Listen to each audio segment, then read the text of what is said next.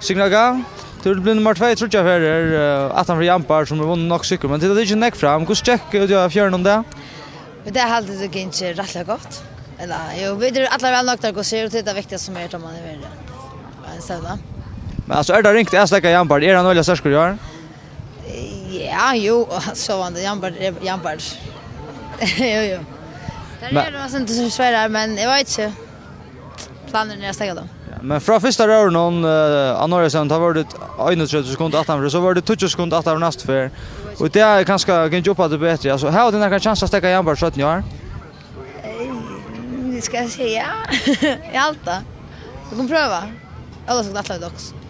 Jo, det är löjligt. Ordentligt löjligt. Jag var lite spänd där på det. Så att vi då ser att Kaffringen inte framme så det var inte spänt där på att vi tar oss för gänka och det gick. Vi vinner stadigväck och det är det gott. Ja. Men hur svär det var uppe på spänningen det senast eller för det från på den vägen? Nu är vi först på den vägen. Alltså det var en låt station där hänger jag kon och vi var inte läsa för en det tycker inte lugga länge till som senast Army var läsa men lugga väl det var en låta. Så jo, det är spännande.